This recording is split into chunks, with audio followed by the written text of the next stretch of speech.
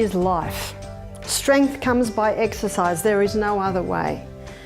Stagnant pools breed disease and stagnant bodies breed disease. Exercise is vital. I was talking to a lady one day about her high blood pressure. She said, I'm doing everything. I'm drinking my water. I'm eating the right food. I'm going to bed early. I said, are you exercising? She said, well, I'm busy all day long. Sorry, that doesn't do it. Many people are busy all day long. I used to think that because I'm busy all day long. Michael says, you can't hold me down. I love to do things. So I never actually exercised. And then one day I was in New Zealand giving a series of lectures, and I was staying with a lady who was twice my size, 10 years younger than me, and she says, Barbara, I do a 5K walk every morning. Would you like to join me? I said, sure, because at that point, this is 14 years ago, I still had a few kids at home and I had to get them up in the morning, get the breakfast on and the wash on. I said, I'd love to. 5K walk. After 3Ks, I couldn't keep up with her. The next day when I woke up, my legs were incredibly sore. I could hardly walk. She said, are you coming this morning? I said, sure. Even though my legs were sore. I was the health speaker. I was giving a series of lectures. I was speaking on exercise. So of course I went. She had a friend with her that morning. I think that by the end I was about 1 kilometre behind. I went home, my soreness had gone, but I learnt my lesson. It was at that point I realised exercise, taking a spot out of your day where you target some form of physical activity, is totally different to being busy all day. And you know what they say, no pain, no gain. I'd gone through my pain. I wanted to maintain my fitness now, and so I began to do a morning walk. I began to walk for approximately half hour, did approximately 2Ks every morning, and my fitness levels rose up and up and up. And I was excited about it. And in about another 3 years, Michael joined me. But I have found in the last couple of years, there is a type of exercise that will get the body up onto a far better rate of running. And I think that's what everyone's interested in. I was speaking to an osteopath in Melbourne a few years ago. She said, I have a few clients that go to the gym 3 days a week. She said, they are relatively fit, but she said, they're not increasing their fitness. And I thought to myself, this is a puzzle. Obviously, they're better off than people that do nothing, absolutely. But I myself, and I think most people I meet, are interested in a type of exercise that will get the body up onto a better, more efficient, and more effective rate of running. And there is a type of exercise that will do that. And most Olympian trainers, champions, are implementing this now. It's called interval training. Have you heard of interval training? Interval training, the very name of it indicates what it is. It's intervals of high intensity and intervals of recovery, done for a certain cycle. And it was probably first documented in about the 30s, where a German physiologist was training his athletes in interval training. Bursts of high intensity, bursts of recovery. And he found when it came time for the event, his athletes had an edge. Every athlete that enters the race has the ability to win the race, but the one that wins is the one who just has that edge. And they found that this type of training gave them that edge. Then the war came, many things were lost. And the next time it was documented was probably the late 80s, early 90s, where a Japanese trainer named Tabata, he was training his figure skating girls in interval training. And this is what he did. He got them to do a high intensity of 20 seconds. And then he got them to do a recovery time of 60 seconds. And this was done for a cycle of 6. Doesn't take very long, does it? And he found the same thing, that his girls had an edge. His girls were breaking records. His girls were bringing home golds. They just had that edge, which defines gold from silver, from bronze, for those who don't get a medal. And it was about 2 years ago I read a book called Body by Science by Dr. Doug McGuff. He's a cardiovascular doctor in America. And he heard of the interval training. And he began to implement in his own life a 30 seconds high intensity, a 90 seconds recovery. And he also did this for a cycle of 6. And he says in his book that he couldn't believe what it did for him. His brain was clearer, he was sparkier through the day, he was sleeping better at night, his digestion improved, his colon improved. He said it got to the point where he couldn't hold him down. He seemed to have so much energy. And he began to implement this with his cardiovascular patients. And he found the same thing. The results were amazing. But something else happened. He found that his patients on antidepressants were coming off their antidepressants. He found that his patients on high blood pressure, and of course this is what he did it for heart, it was coming back to normal. Cholesterol was coming back to normal. But something else happened. His diabetic patients were coming off their insulin. He scratched his head with this. He thought, wow, this is amazing. And what I am ever grateful to Doug McGuff for is how he takes you inside the cell. And he shows from inside of the cell why all of these results are happening in the body. Because as I've pointed out this week, that we are just a bunch of cells. And the happenings inside this cell basically is happening in the liver cell, the eye cell, the brain cell, everywhere. So understanding what's happening inside the cell gives us an idea of why these results are happening with this interval training. Before I go there, let me define high intensity. High intensity is running for your life, can't run. Cycling for your life, can't cycle. Swimming for your life. It's going as hard and as fast as you can go. That's your high intensity. What's recovery? Well, if the person's not very fit, their recovery might be leaning against a post and going, whew. If the person's very fit, it might be just a little jog backwards and forwards. For a cyclist, high intensity is cycling up the hill. Recovery is just gliding down the hill. So that's your recovery time, done for a cycle.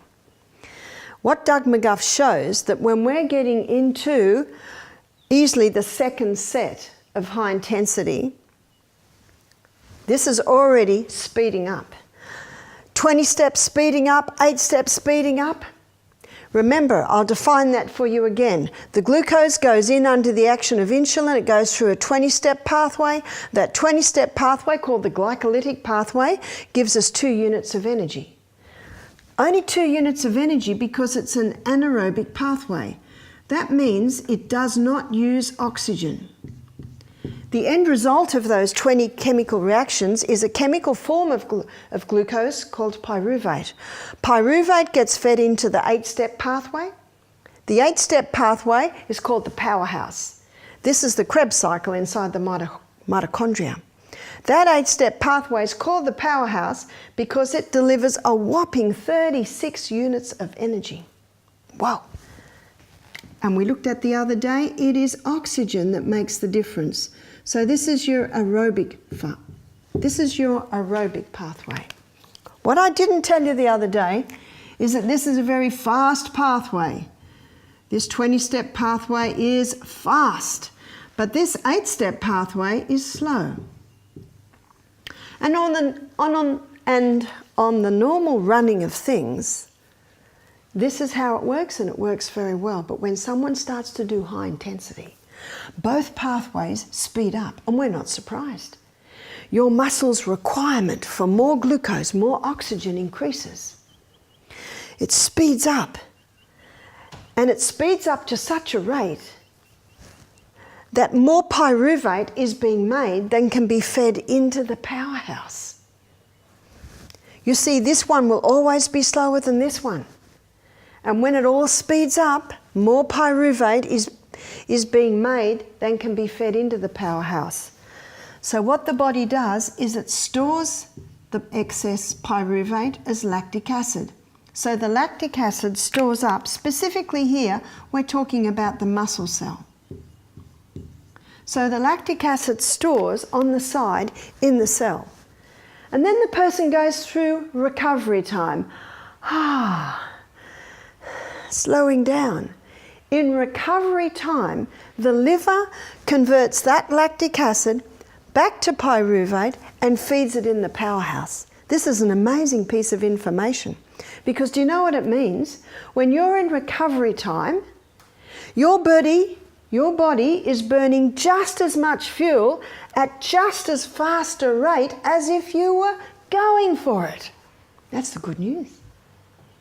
So the recovery time is not an excuse because you're not fit. It's actually essential. Because if you don't have that recovery time, what's happening to your lactic acid? It's building up in the cell. So what's happening to your 5K jogger?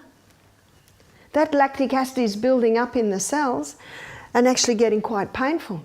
And it's quite possible if when I started to do this 5K walk, I had little intervals of recovery time, I might not quite have had as much pain in my leg, though the pain I was experiencing was the broken muscles building up to stronger muscles because I'd started to work muscles to the point that I had not worked them before. This is a powerful piece of information, and I'm ever grateful to Doug McGuff for showing this. So the recovery time is vital, because it's in the recovery time that excess lactic acid is converted back to pyruvate and fed down into the powerhouse. Now remember, it's not the odd day you do it and the odd day you don't. And why I mention this now is, this is the best training for someone who's going to do the 10K jog, who's going to run in the city to surf. In fact, trainers are finding now that when their athletes do the interval training, they have got more stamina, more endurance, more energy when they do those long runs, if they train like this. So this is the way you train for your long distance. Coming up to the long distance, you might do a long distance once a week, just in preparation, so your body knows what's coming. But it's the interval training that gets the body up into a better state of running because of the intervals of high intensity and recovery. So I was very impressed with this. So I began to implement it in my life. I started to do a 30 seconds high intensity. I can assure you that 30 seconds is a very long time when you're going for it. Whew! At 20 seconds, my body's saying, enough! And I thought, how can I ask the guests at Misty Mountain Health Retreat to implement this, who are mostly a little unfit, when I, who is probably a little above average fitness, am struggling to fit it in? About that time, a friend of mine heard a talkback radio show. It was an interesting show because the government funded this, cost something like a couple of $1 million. They got a group of doctors to get about 30 people together, very unfit, obese, high blood pressure, diabetic, and they put them on interval training, dietary changes as well, and they put them on a 7 seconds high intensity with a 14 seconds recovery time for a cycle of 7. For a cycle of 7, I was immediately interested. One, because I think anybody can do 7 seconds. Another is I'm a Bible student, and the number 7 is part of the numerical design all the way through the Bible. There are 7 days in a week, there are 7 holes in our head, there are 28-day cycles, cycle of 7. So I was interested in the 7 number. I read another book called Pace by Dr. Al Sears. And in his book, he recognises the value of the interval training, but he takes it one step further. He says, play around with it. He says, do 7 seconds one time, 30 seconds another, 10 seconds another, 15 seconds another. And really, your recovery time is dependent on basically how long it takes till you got your breath back and your heartbeat has settled down. Al Sears tells of a lady who was very unfit in her late 50s who did 7 seconds high intensity, and she needed a 15-minute recovery time.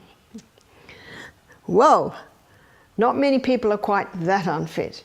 The good news is, as she continues this every day, it will not remain at a 15-minute recovery time. Your fitness is not dependent on how hard and fast you can go, but how long you take to recover. And as you monitor your progress, you will start to see that your recovery time will come less and less and less. And that is your indicator on your fitness level improving. At Misty Mountain Health Retreat, we find that even in 1 week, the guests are surprised at how their fitness level is increasing. Remember, not how hard and fast and far you can go, but how long you take to recover. So with Dr. Al Sears and his book, Progressive Acceleration of Cardiopulmonary Exertion, there's the pace, progressive. It's progressive. It's like the lady who took 15 minutes to recover the first time she did it. It's progressive. It will not be 15 minutes within a couple of days even. It's progressive. Your fitness is progressive. Acceleration. You are accelerating. You're going as hard and as fast and as far as you can. That comes back to what I've been sharing with you. You're the doctor. How long does it take? Progressive acceleration, you are accelerating. Cardiopulmonary, cardio, indicating how the heart is increasing. The more you use that heart, the stronger it gets. My son Peter, at the age of 25, he was training for a triathlon. And in his training, he was doing long jogs, up hills, down hills every evening. And of course, automatic interval training. About that time, he's a tiler. He was dismantling a vanity unit in a building, and it had a huge chip out of it. It slipped out of his hand and hit his ankle. It would have chopped his foot off if he hadn't had a bone there. It was a mighty blow, and the blood hit the roof. In fact, he was calling out to his brother James, who was outside, who's also a builder. He said, "James, quick." James said, "I'm on the phone, mate." Peter said, "I think you better come." So James did come in and he said, "Mum, all the walls and all the roof were covered in blood." Do you know why? Well, they found out when Peter got to hospital. Well, they wrapped him up and took him in. The nurse took his pulse. His resting heart rate was 51 beats per minute. That's a strong heart. That explains why the blood hit the roof. If Peter's heart rate had been 90 beats per minute, it would have just gone maybe to the top of the window.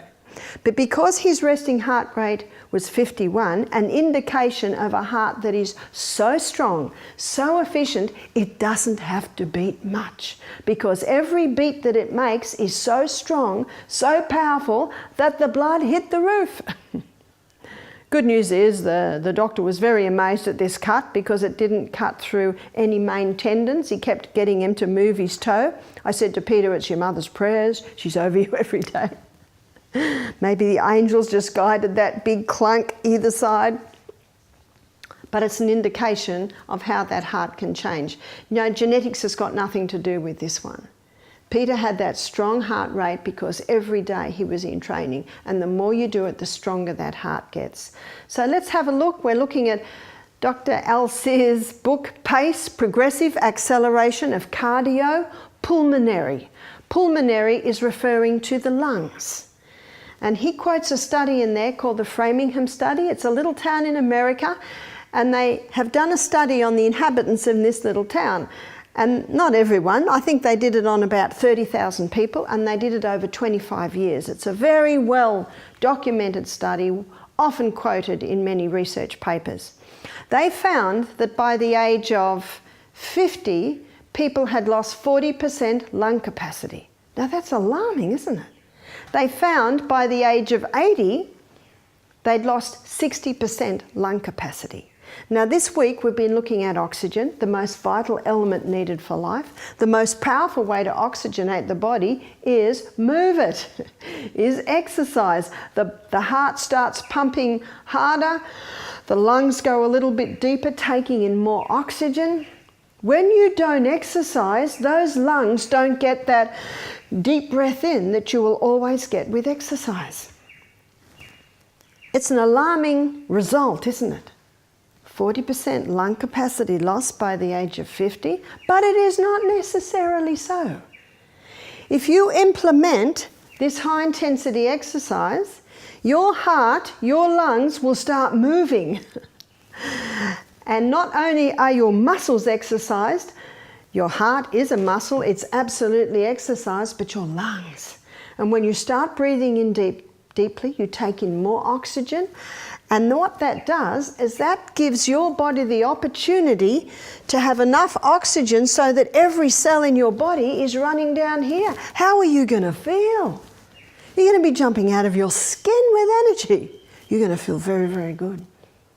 This explains why the colon starts working better, the stomach starts working better, the pancreas, the liver, the brain, the skin. Every part of the body starts working more effectively because of this. Because what I showed you here is happening in every single cell. It's getting more oxygen. The energy cycles are working more efficiently. Our eyes see because of energy. Our brain thinks because of that energy. Our ears hear because of that energy.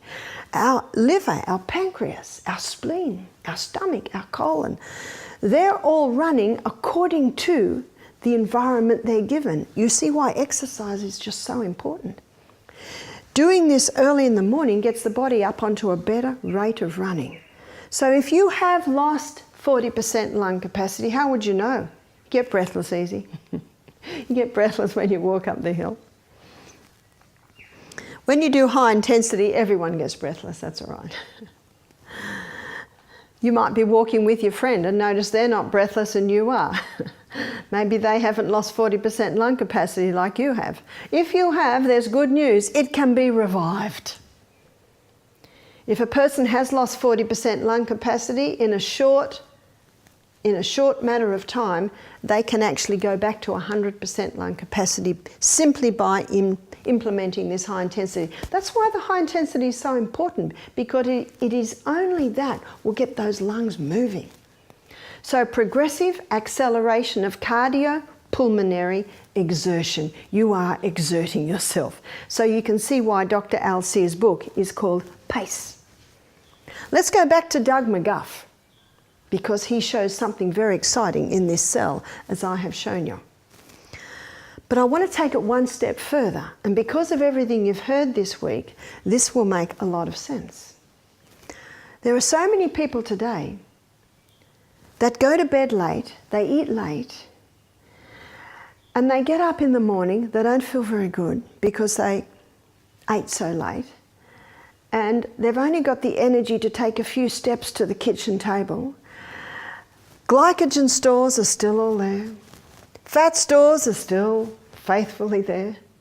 And the food that they put in goes through this energy cycle, but because the glycogen stores are full, most of it just gets shunted over to the fat cells. We are creatures of habit. Our cells are creatures of habit. And our cells have memory. And this is just what they do every day. Shunt, shunt. Dr. Doug McGuff found that his very obese patients had no energy. They're carrying around in their body the most amazing fuel depot, and yet they can't access it. They need shock therapy. Wake up. What's shock therapy? This is shock therapy. Try it. It wakes you up. It wakes every cell in the body up to start running more efficiently. And then that overweight person comes to Misty Mountain Health Retreat. That's shock therapy. No food for 2 days. Well, actually, we give you a lot of food, but it's all liquid, juices. We give them a steam bath every afternoon. That's hot little steam hut with all the steam, into the mountain pool, back into the steam bath. They do that 3 times. And most of our guests are very weary. Most of our guests are actually in bed by 8:30. And this is a real shock to the people that are going to bed at midnight, but they find they can do it. Because they're going to bed early, they're accessing those hormones that help to put them into a deep sleep. And they wake up early. They have a big glass of water, then they go on the exercise program. Can you see we're starting to change the way the body's running? We're starting to rock it. We're starting to rock its very foundations. We're starting to change memory slots. And then when they start to eat, they eat breakfast like a king, lunch like a queen, and tea like a pauper. And then they get up in the morning and they start exercising. And when they exercise, quickly the glycogen stores are used up. Because our guests have a thin soup at night. In the morning they have a couple of glasses of water, some with a bit of lemon in it. And then they do their high intensity, they do their exercise. So glycogen stores, they're used up probably within about maybe getting into the 2nd or 3rd set of high intensity. And the body says, we need more fuel. And so the brain releases the human growth hormone. The human growth hormone is called youth hormone. That's its nickname. And the human growth hormone, when it's released, it activates hormone-sensitive lipase. Hormone-sensitive lipase is the enzyme that breaks down fat. Yesterday, we looked at lingual lipase under the tongue that breaks down short and medium chain fatty acids. We looked at pancreatic lipase that breaks down long chain fatty acids. So what fat does this lipase break down? It breaks down your fat stores. Remember that amazing fuel depot in the body? It starts to cause a release of the fat stores. Remember, we're running out of fuel. The body now stops burning glucose as fuel and becomes a fat burner. Let me explain why it does this. Glucose burns at 4 calories per gram. Fat burns at 9 calories per gram. You'll see that in just about every weight loss book you look at. And that's their reason for saying fat is bad. But what they don't understand is what a calorie is. A calorie is a unit of energy. And if you want a high energy food, what do you eat? Fat. We looked yesterday at the importance of fat. We've looked at it a little bit all week. Can you now see why the body starts becoming a fat burner? Because it's going to give more than twice the units of energy that the glucose does. Way back in the 80s, Dr. Atkins showed this. He blew the calorie counting to the wind. He showed very clearly if a person is on a 2,500 calorie a day diet and it's all carbohydrates, they'll put on weight. But if they eat a 2,500 calorie a day diet and it's mainly fibre, protein and a little bit of fat, he said they'll lose weight. It's a pity to know that people are still counting calories because it's not the calories, there's calories and there's calories. It's just a unit of energy. But it explains why the body now becomes a fat burner. The human growth hormone also increases the body's ability to utilise protein. This week we've looked at the importance of protein. We've defined protein, showing you that the vegetarian protein is a far superior protein to the animal protein, a lot cleaner burning fuel. We also looked at the importance of not drinking with your meals, so you're not watering down your hydrochloric acid, so you can digest that protein efficiently. But now we're looking at another aspect of protein. And this is the release of human growth hormone, increasing the body's ability to utilise protein. The human growth hormone also increases the circulation of the blood to the skin, which means the skin doesn't age as quickly. It means the skin stays supple. It means that if a person is 150 kilos in weight and they implement this program and get down to 80 kilos, they haven't got any big lumps of fat hanging around, because as they implement this exercise, causing a release of the human growth hormone, the circulation of the blood to the skin increases, which nourishes the skin and allows it to be nice and elastic and bring it back in. Have you seen Jonathan Gabriel's book? Amazing pictures in there of this man who was, I think he was 183 kilos. And now he's 83 kilos, something like that. I could have a few kilos wrong there, but hey, when you're looking at 180 down to 80, we can bear that. And he's got a picture of him with no shirt on to his waist, and it looks like the body of a 20-year-old. You can actually count his abdominal muscles there. Wow! And he was 183 kilos, and there's a picture of him as that. He doesn't actually talk about the interval training. He doesn't talk about the human growth hormone. He talks about walking in the morning, jumping down and doing 30 push-ups. So even though he doesn't define it as such, that's what he was doing.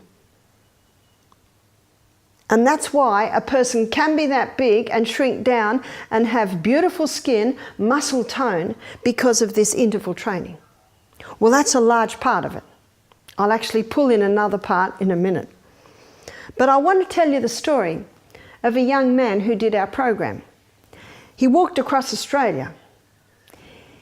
Took him about 5.5 months. He went from the most western point to the most eastern point. He told me he was walking for 14 hours a day.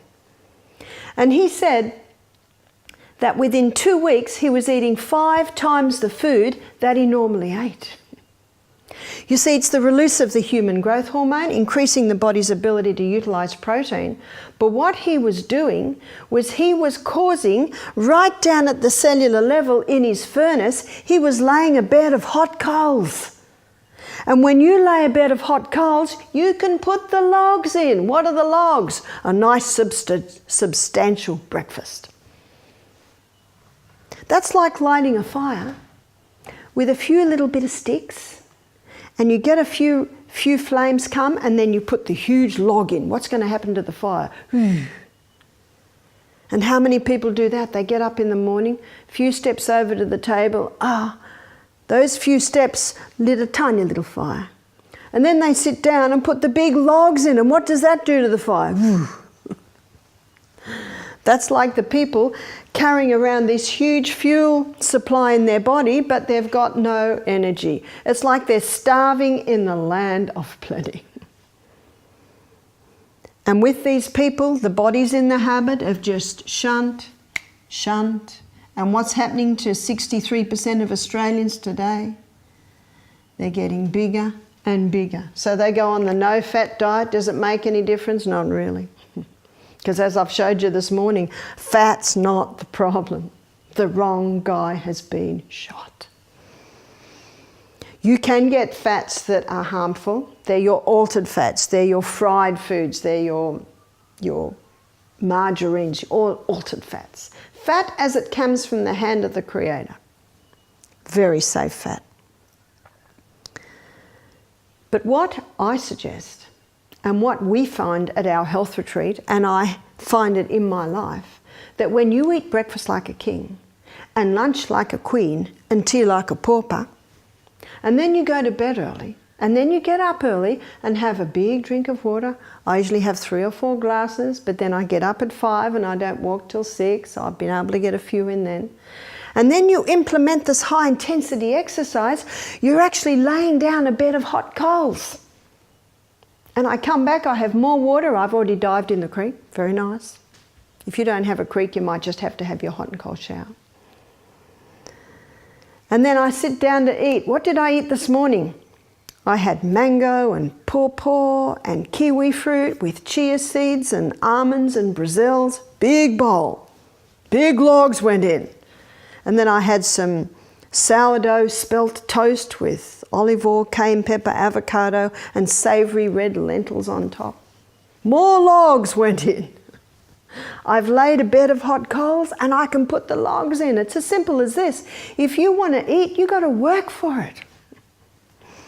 So when I sit down to eat, there's no glycogen stores left. Can you see where my fuel's going? It's coming into the energy cycle. It's coming into the glycogen stores. Maybe none even goes over to the fat. Isn't that what everyone wants? You see, fat's only there if excess goes in. If excess isn't going in, it's just going where it's supposed to go. Maybe a little bit will go over here, that's your good fuel supply. It's like when I was in Jakarta and I ate some rice that I don't think was that fresh because I got what they call the barley belly. And for 3 days I was hardly able to eat. I was very thankful that there was a few fat stores there. We need a little bit there. We don't know what's around the corner. Yep, lost a bit of weight, but that's all right. You can put that back on. So many people don't realise what I'm telling you today is how you've got to lay that bed of hot coals in the morning so that your every body function is going to work effectively all through the day. The movie stars pay $1,000 a week for the human growth hormone, but I'm offering it to you cut price today. All you need to do is implement this interval training in the morning, and that human growth hormone will be released and it stays active for 24 hours. What a bargain. Age has got nothing to do with this one. Got that? Whether you're 9 or whether you're 90, this interval training can be implemented. And we are training for something far more important than the Olympic Games. We're training for life. Most people don't make enough preparation for the latter years of their life. And I'm not talking about the house is paid off, the cars are paid off. No. I'm talking about this. Most people don't make the preparation so that the latter years of their life are going to be comfortable, meaning the body's working. When Colin Campbell, who wrote China Study, when he started to see the dangers of sugar, the dangers of the high carb diet, the dangers of the meat eating, the dairy, he decided to stop it at about the age of 45. And his friend said, "You're taking all the fun out of life." He said, "Fun." He said, "I'll talk to you about fun. I'm 70 now. I'm climbing mountains with my grandchildren." He said, "But the majority of my friends," he said, "about a third of them have already died, and the other ones are walking around overweight and they're taking so many tablets that they rattle when they walk." He said, "I'll tell you what fun is." And I can identify with that. I agree with that. I want my daughter Jessica to come out one morning. Maybe I'm 99 like my grandmother was. I haven't come in for breakfast, and I'm sure I'll be gardening every morning. I'm lying on the path. She comes a little bit closer. I'm dead. How nice. What a nice way to die. Maybe I've got a gardenia in my hand. You know, that's what it should be like. It should be like my mate Heck. He was, I think, 92. He decided to just sit on the lounge after lunch. He was going to mow the lawn a bit later and have a nap. After half an hour, his wife was surprised he hadn't woken, and she shook him and he was dead. Do you know, we've all got to die. Not in every single case, but in many cases, the way we live our life determines the way we die. So this makes this information so important. Dr. Doug McGuff was asked the question, what is the most important, diet or exercise? His answer surprised me. I agree with him, but surprised me that an exercise physiologist would say this. He said, 80% would be diet. 80% is diet? You cannot exercise your way out of a bad diet. And how many gyms are full of people every evening madly trying to work out or work off the bad food they ate that day. In our final lectures, I will be talking about the mind, and I will be showing you how you can increase your willpower so that you can say, no, I'm not going to do that, but I'm going to go this way.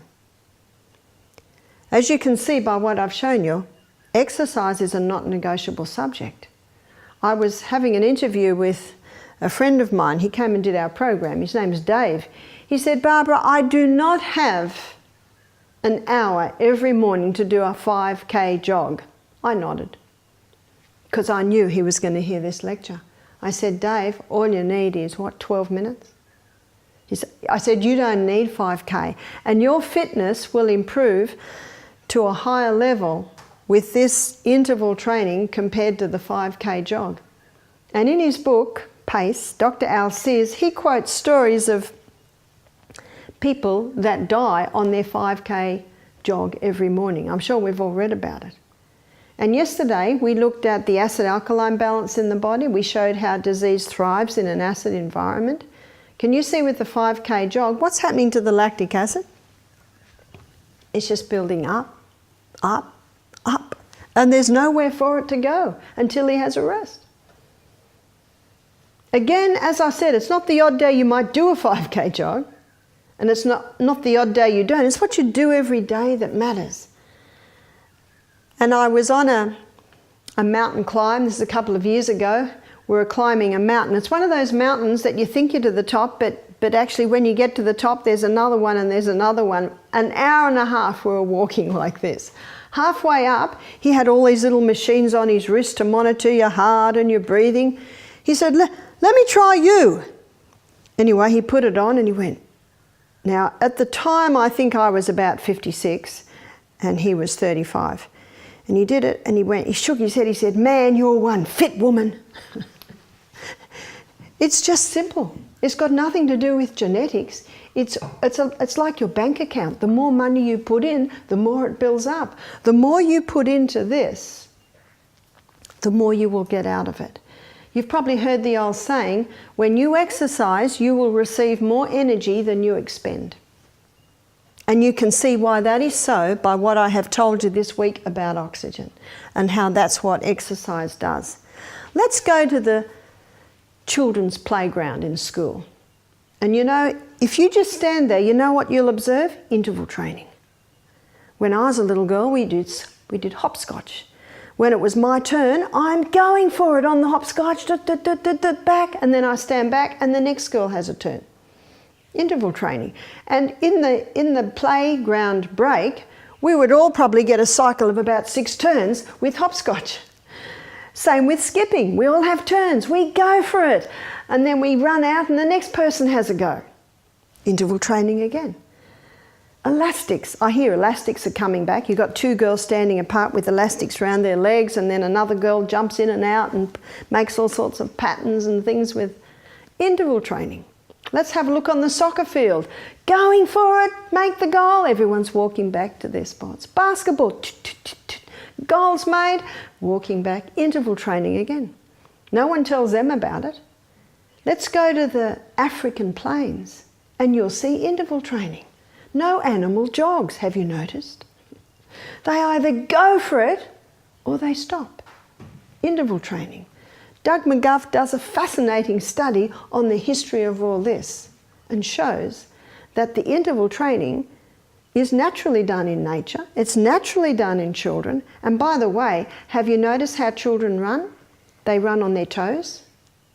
No child ever runs on their heel. And if you go barefoot and run across the paddock, you will automatically run on your toes. You see, our toes were designed to take our weight. There's all these muscles and bones and ligaments in there, perfectly designed to take our weight when we're running, not on the heel. There's a book called Born to Run by Christopher McDougall. And it's a fascinating book. It was only written in 2011, and the reason he wrote the book, Born to Run, is because he was commonly getting hamstring problems and lower back problems.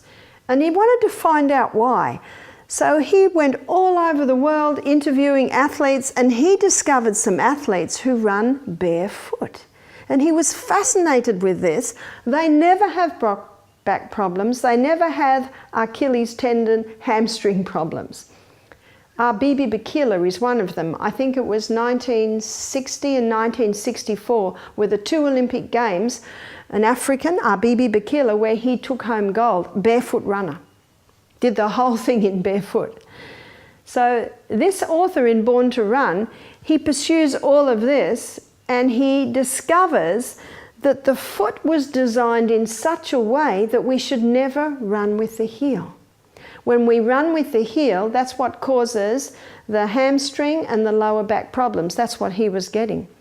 And he found these people that live in the Mexican hills, in the canyons, that just love running. They just run all day long. And they run barefoot most of the time. But if they're getting to where it's really sharp rocks, they just cut out a bit of tire and then lace it onto the bottom of their foot. So even then it's a very thin sole. And the culmination of the book is this mighty race where he gets athletes from all over the world to run against these guys that are running through the hills. And Nike, of course, come into it. Some of the top brand name shoes come into it. And they give these mountain people some joggers. And after about a kilometre, they sit down, pull them off, throw them away and go back to their barefoot running. Ever since I read that book, I've started to only buy very thin-soled shoes. You can even buy barefoot runners in the sports shop now, and their shoes are like this. They've even got places for your toes, as I've shown you all week. I'm not a fantastic drawer. And I said to them, how do you wear that with a sock? They said, we've even got socks. Even got socks with toe holes. And somehow they still manage to charge a lot of money for that. But I just buy very thin sole today. I go into the shop, if I want to buy some joggers, I press them up against themselves like that. When I started to do my morning exercise, doing my high intensity runs in these little thin soled shoes, oh, my legs hurt. Because I realised I was starting to use different muscles compared to what I was using in my nice big, I call them lounge chair joggers. You know, they're all cushioned. Oh, instant comfort. But it encourages you to heel strike because of all the padding done at the back. So I kept my exercise up in my thin soles because I recognised that my legs and all my muscles had to get used to using different muscles. Now I just love these thin-soled shoes because you just bounce along because you've got hardly any weight on your feet and you automatically go to your toe striking. And remember, the whole foot was designed for a toe strike. Just watch what children do. Children breathe properly, they run properly. It's before they're changed by the common view of this is what you should do. I know a friend of mine used to be a runner and he said, it's just crazy. He said, we were told we had to heel strike in our joggers.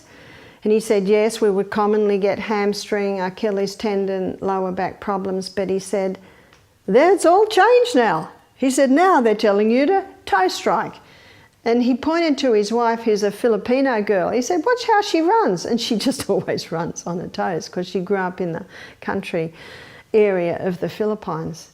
So when you do your morning program, important that you enjoy it. And once you get the results, you will be amazed and you will certainly enjoy it more and more. I've got a young friend at the moment who's having a very challenging time with a marriage breakup, and he said to me, I go to the personal trainer. He said, I go 4 times a week and this personal trainer just gets me working incredibly high intensity. He said, I leave there physically exhausted.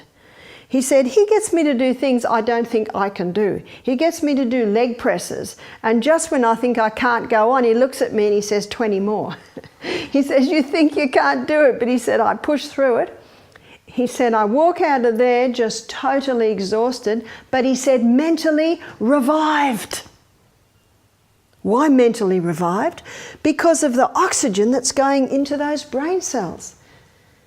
You will find with just about every author who talks on any form of mental illness, there's one common denominator that all agree with, and that is exercise. The effect of exercise on the brain, it vitalizes it. It vitalizes it, invigorates and electrifies it because of the amount of oxygen that's getting into that brain, allowing the cells to run down into this aerobic part of the brain, giving that much energy to the brain. Flushes out old, stagnant, negative thoughts and gets fresh oxygen in. This explains why Dr. Neil Nedley, when he's speaking on depression, we've got his book, it's called Depression: A Way Out. And it's a great book because he looks at how depression can be managed by lifestyle. Every chapter starts with someone else's story. He says that when he gets a very depressed person come to him, bipolar, schizophrenic, he puts them on 7 hours of exercise a day. Now that's not 7 hours of high intensity. There's probably a couple of bouts of high intensity here and there when they get to a hill. It might be just walking around the town several times. He says he puts them on 7 hours of exercise a day. After 1 week, they are so improved, he said they can go to a 1 hour a day maintenance dose. Now, that's cheap medicine, isn't it?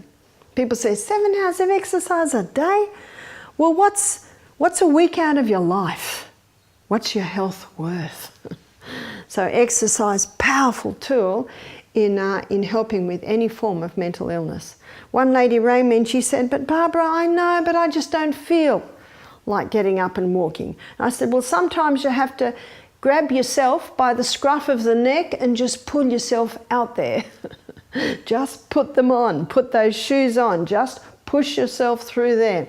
Like this young man, he said when he has finished this workout, he is physically exhausted, mentally revived.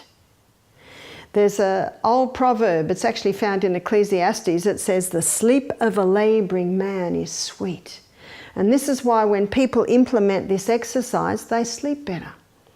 Because every cell in the body is getting oxygenated. And do you remember when we looked at oxygen, we looked at how it invigorates, it electrifies, and it vitalizes the body, but it also soothes the nerves. So this young man who's going through this incredibly challenging time is able to sleep. It's hard to sleep straight after a workout, but he sleeps several hours after the workout. And he said that he also found that he needs to eat more food. Because remember what he's laying in here? He's laying in here a bed of hot coals. And the logs can go in. And when you've got a bed of hot coals in your fire, no matter how many logs you put in there, it just burns brighter and brighter and brighter. We had a young man came into our program and he was about 35. He said 3 years ago, I broke my leg, the tibia and the fibula. He said, I was in hospital, ended up being there for 3 months because he said I had to have a plate there, pin and plate. He said it didn't quite take, so they had to do it again. He said they had me in traction. I said, whoa. He said, when I left that hospital, I was the fittest I had ever been. I said, excuse me? You're in a hospital bed for 3 months and you left there fit? He said, yeah, I got my mates to come in. They set up this gym equipment all around my bed and he said, every hour I'm working out. So no excuse. You're in a hospital bed, still no excuse. You just got to find out how to do it. You've got to find out what works for you. If you're a little unstable on your feet, you might find an exercise bike works because you can hold on to it. In these high intensity, you can put in your weight training. You can put in your resistance training. You can put in your strengthening of the abdominal muscles training. And that's what I loved about Al Sears. He said, do it in the backyard. He said, do it on the veranda, do it in your lounge. You just got to find out what works for you. But once you are bitten, once you taste it, I can assure you now that no one will be able to deter you from such a thing because of what it'll do to your life.